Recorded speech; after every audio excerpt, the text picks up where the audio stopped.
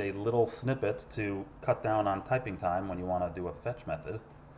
So basically what you do is you're going to type fetch, and after installing the snippet, as I'll show you in a sec, you could just go here and either hit enter, or if your settings are set up as tab, you hit tab.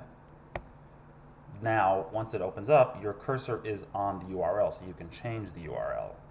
So you can do like www.change.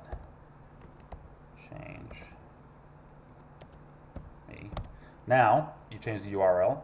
We're going to leave the next line standard because I don't think you need to change it usually, but let's say you want to rename your data. Your next variable in this method, you can actually hit tab again and type once and fill it out twice.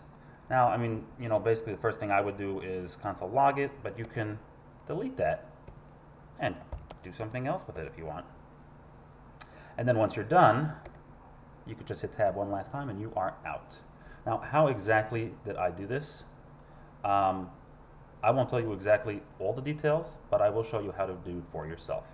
So what we'll do is we're going to hit Control-Shift-P, actually Command-Shift-P, and we're going to search snippets. And then one of the results is going to be Preferences, Configure User Snippets.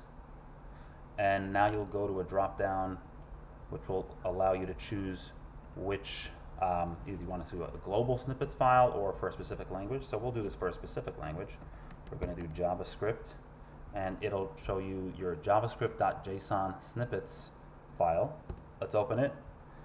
And I already have it here, and that's how it works. But basically, you're going to paste, I'm going to post this in the chat, and you're going to just,